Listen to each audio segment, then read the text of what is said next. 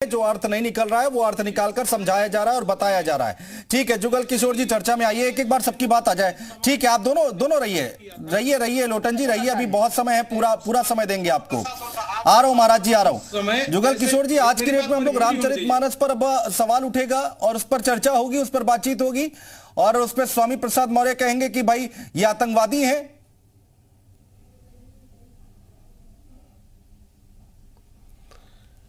देखिए, माननीय स्वामी प्रसाद मौर्य जी का बयान, इतने बड़े नेता हैं, वो स्वामी प्रसाद मौर्य जी का बयान नहीं, ये समाजवादी पार्टी का बयान है।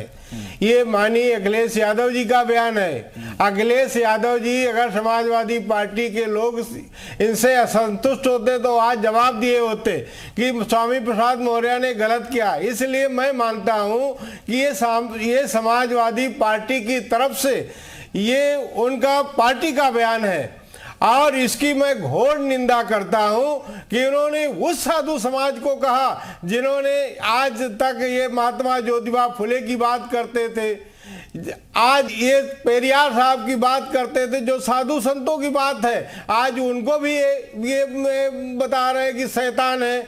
आप किसकी बात कर रहे हैं माननीय स्वामी प्रसाद मौर्य जी?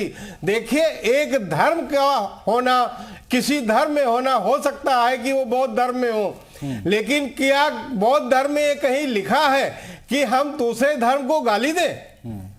ये अनैतिक बयान है। हाँ, और इसकी तो मैं जितनी निंदा की जानी चाहिए उतनी मैं निंदा करता हूं। और माननीय स्वामी प्रसाद मौर्य जी को आपको माफी मांगनी चाहिए। भारतीय जनता पार्टी बार बार कहती है कि भाई आप क्लियर कीजिए ना, साफ कीजिए।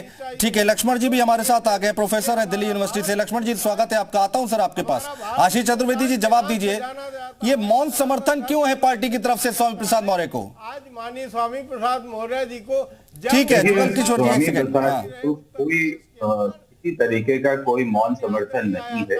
स्वामी प्रसाद मौर्य जी ने स्वयं ये कह दिया है कि ये मेरा व्यक्तिगत बयान है, इससे समाजवादी पार्टी का कोई लेना देना नहीं है। तो जब व्यक्ति खुद कह रहा है कि वे मेरा व्यक्तिगत बयान है, तो भारतीय जनता पार्टी क्यों उसको इधर से उधर घुमा रही है? दूसरी बात, एक भारतीय जनता पार्टी के ही सांसद हैं, उन्होंने भी जो है उनका समर्थन कर दिया है। क्या भारतीय जनता पार्टी उनके खिलाफ कोई कार्रवाई करेगी? क्योंकि वो तो स्वामी प्रसाद मौर्य की पुत्री है, लेकिन वो सांसद तो भारतीय जनता पार्टी से हैं। तो क्या भारतीय जनता पार्टी अपना स्टैंड इसमें क्लियर नहीं करना चाहेगी कि क्या है उनका? वो भी तो मौन है ना, तो वो उस पर क्यों कुछ नहीं बोल रहे हैं? संघमित्रा मौर्य की बात आप कर रहे हैं, उनकी बेटी, उन्होंने समर्थन किया है। ठीक है, लक्ष्मण यादव जी प्रोफेसर हैं दिल्ली यूनिवर्सिटी के। लक्ष्मण यादव जी, ठीक है, अपनी बात जिसको रखनी है रखे, लेकिन कम से कम इतना तो ध्यान रखे कि किसी की भावनाएं आहत ना हो और उसके बाद आप इस तरह का बयान दे देंगे अपनी बातों को मानने के लिए, कहने के लिए कि जो संत समाज है, साधु समाज है, वो आतंकवादी है, महाशैतान लोग हैं। देखिए, शुक्रिया आपका इस बातचीत में शामिल करने के लिए। किसी राजनेता ने अपना पक्ष रखा, स्वामी प्रसाद जी आए हुए थे, उन्होंने क्या लिखा, क्या है, उन्होंने किसको क्या बोला है, ये बात आपके सामने है। मेरा कहना यह है कि भावना आहत करना मेरे लिए एक प्रमुख विषय है जी। अब मैं इस बात को लेकर के कई अर्थों में सोचना चाहता हूं। भावनाओं का मतलब क्या होता है? आप इस बात को समझें कि अगर तुलसीदास को लेकर बहस हो रही है, मैंने पिछली बातचीत में भी आपकी ये कहा था कि हमारे लिए वो साहित्यिक ग्रंथ है, लेकिन ठीक बात है, कोई उसकी पूजा कर सकता है, वो उसका चयन है।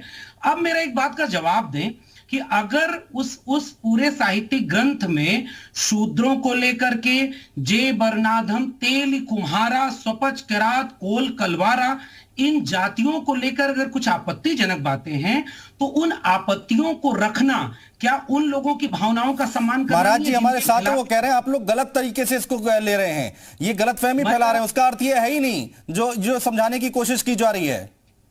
मैं कह रहा हूं कि मैं आप कहें तो उसका पूरा अर्थ बता दूं क्या क्या हो रहा है, और आपको मैं पूरी बात समझा दूं, दिखा दूं कि देखिए, विप्र निरक्षर लोलुप कामी निराचार षट विश्लेष स्वामी शूद्र करें, ध्यान दीजिएगा, शूद्र करें जप तप व्रत नाना, बैठी बरासन कहें पुराना, सब नर कल्पित करें अचारा, जाय न बरनी अनीति अपारा।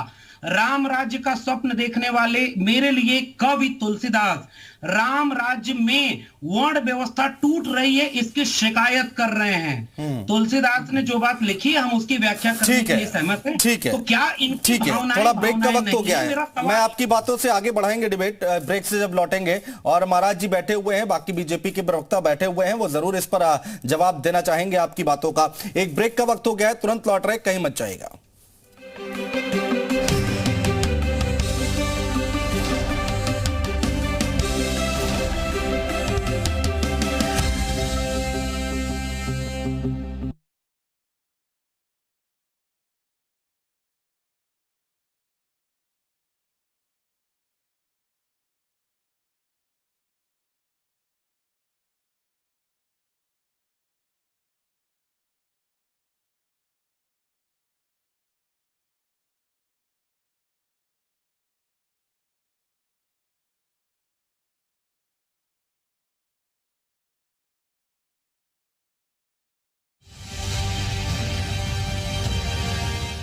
तो इनका चरित्र भी आतंकवादी,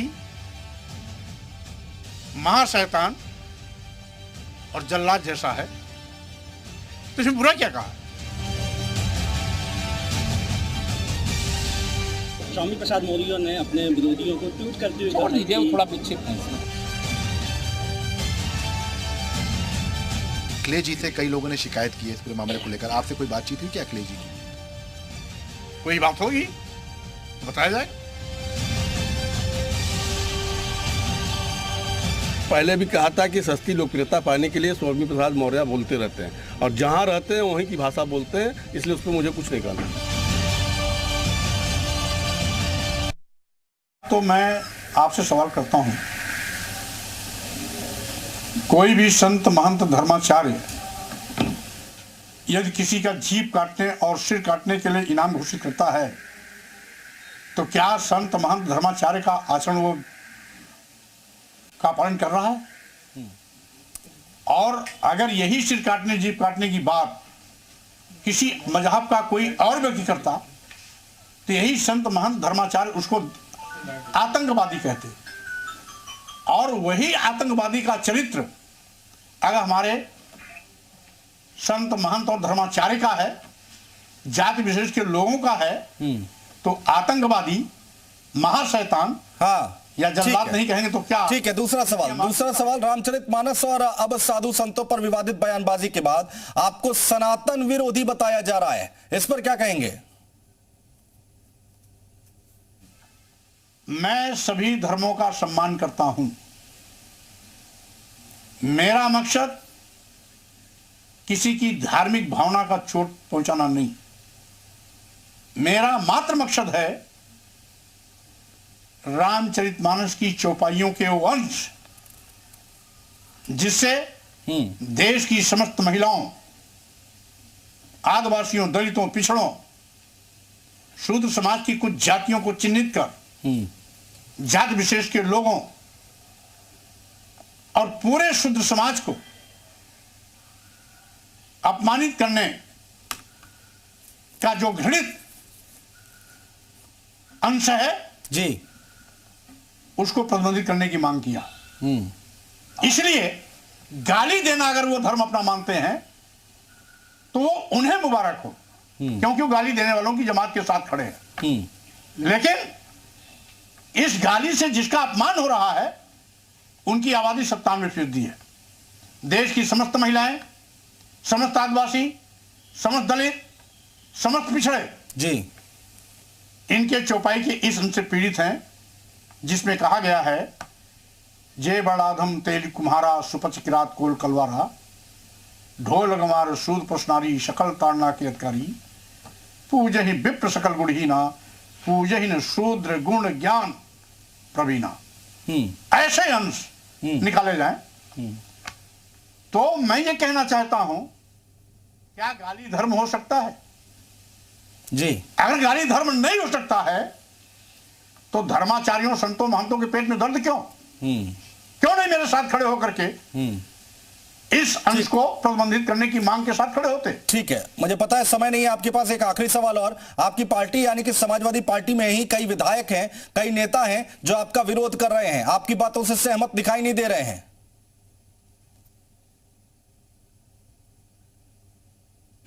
जो भी किसी भी पार्टी का कोई बयान कर दे रहा है, धर्म की पीठ पर कोई बयान दे रहा है, वो एक जाति विशेष का है। इसके अलावा कोई मेरे खिलाफ कोई बयानबाजी नहीं कर रहा है। मैं भी सभी न्यूज खबर देखता हूं, सोशल मीडिया भी देखता हूं। आज 90% लोग हमारे साथ खड़े हैं, 10% लोग तमाम अनाप शनाप बयानबाजी कर रहे हैं, न जिनकी भावनाएं हाथ हो रही हैं, ना जिनके खिलाफ मैं कुछ बोल रहा हूं। फिर भी उनको इसलिए दर्द हो रहा है कि 97% लोगों को जिस डंडे से मैंने अभी तक हाँका था, जिसका अपमान किया था, जिसको गाली दिया था, जिसका मान मर्यादन किया था, जिसका अनादर करने की बात कही थी जी, आज उस बात को स्वामी प्रसाद मौर्य ठीक है, बहुत शुक्रिया स्वामी प्रसाद मौर्य जी हमारे साथ जुड़ने के लिए, तमाम बातचीत करने के लिए, चर्चा करने के लिए। आपने जो बयान दिया है, लेकिन उस पर अब विवाद तो छिड़ा हुआ है और इसको लेकर अब कई सवाल खड़े हो रहे हैं। जुगल किशोर जी प्रवक्ता भारतीय जनता पार्टी से हमारे साथ जुड़ रहे हैं, आशीष चतुर्वेदी जी प्रवक्ता है समाजवादी पार्टी के, हमारे साथ जुड़ रहे हैं, बहुत स्वागत है आपका। लोटन राम निषाद है, प्रवक्ता है ओबीसी महासभा के, आपका भी स्वागत है। राम दिनेशाचार्य महाराज जगत गुरु जी भी हमारे साथ जुड़ गए हैं, आपका भी बहुत स्वागत है। आशीष चतुर्वेदी जी, चर्चा की शुरुआत आपसे। अब साधु संतों को, धर्माचार्यों को आतंकवादी कहा जाएगा तो कैसे काम चलेगा? देखिए, जहां तक स्वामी प्रसाद मौर्य जी ने जो कहा, उस बयान से तो हम लोग सहमत नहीं हैं या उनके वक्तव्य से पूरी तरह। लेकिन एक बात यहाँ ब्रेक के बाद चर्चा की शुरुआत करते हैं और आज हम चर्चा कर रहे हैं जो ट्वीट किया गया है स्वामी प्रसाद मौर्य की तरफ से, और उस पर भी अब नया विवाद छिड़ गया है क्योंकि उन्होंने जिस भाषा का इस्तेमाल किया है उसको लेकर संत समाज में काफी गुस्सा है। स्वामी धर्मेंद्र गिरी महाराज भी हमारे साथ जुड़ गए हैं, हिंदू धर्मगुरु हैं, उनसे भी बातचीत करेंगे। लेकिन ब्रेक पर जाने से पहले जो बात यहां पर लक्ष्मण यादव जी की तरफ से कहा जा रहा था, प्रोफेसर है दिल्ली यूनिवर्सिटी के, उसका जवाब राम दिनेशाचार्य महाराज जी देंगे। राम दिनेशाचार्य जी, यहां पर देखिए लक्ष्मण जी और यहां पर जो लोटन राम निषाद कह रहे हैं उनकी बातों का जवाब दीजिए। ठीक है, दिनेशाचार्य जी भी हमारे साथ नहीं है, स्वामी धर्मेंद्र गिरी महाराज जी हमारे साथ हैं। महाराज जी, आपसे हम समझना चाहेंगे कि ये इस तरह की भाषा का जो इस्तेमाल किया गया है स्वामी प्रसाद मौर्य की तरफ से, उसको कितना सही मानते हैं? और लक्ष्मण यादव जी और लोटन राम निषाद हमारे साथ दो मेहमान हैं, वो कह रहे हैं कि इस पर ऐसी बातें लिखी गई है जो कि हटनी चाहिए, रामचरितमानस में ये सब लिखा गया है, और वो समर्थन करते हैं स्वामी प्रसाद मौर्य का।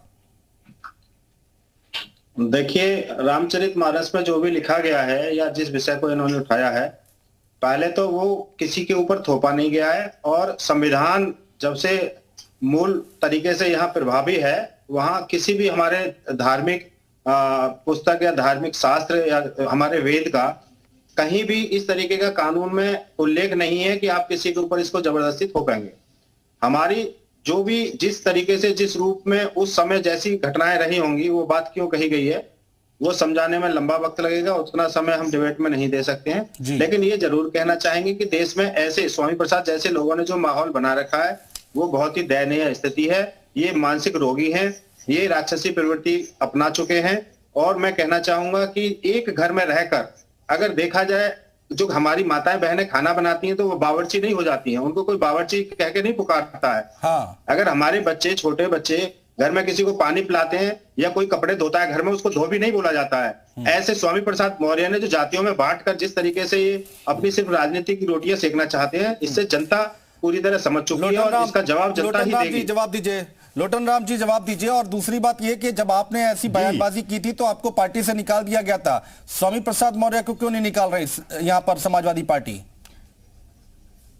नहीं निकाला जाना चाहिए। हाँ। अखिलेश जी को जो है, जिस तरह से तेजस्वी जो है प्रोफेसर चंद्रशेखर जी के साथ मजबूती से खड़ा है, उसी तरह से माननीय अखिलेश यादव को जो है स्वामी प्रसाद मौर्य के साथ मुस्तैदी के साथ खड़ा होना चाहिए। तो निकाल दिया था ना? यह पूरे बहुजन समाज, संपूर्ण नारी जाति का अपमान है। हाँ। अब यहाँ पर बात रामचरितमानस की आती है। हाँ। अधम जाति में विद्या पाए, अब भयहु यथायथि दूध पिलाए। हाँ। कि शूद्रों को, शूद्र अति अधम होते हैं, इन्हें विद्या नहीं दी जानी चाहिए। जिस तरह से दूध पीने पर सांप और विषैला हो जाता है, उसी तरह से शूद्रों को विद्या देने से वह और विषैले हो जाएंगे, जहरीला हो जाएंगे। जिस रामचरितमानस साहित्य में अगर इस तरह से पिछड़ा, दलित, वंचित जाति के विरोध में बातें लिखी गई है, उस पर आपत्ति है। वो बिल्कुल सर, मैं एक बात और कहना चाहूंगा, क्योंकि संविधान लागू हो चुका है देश में।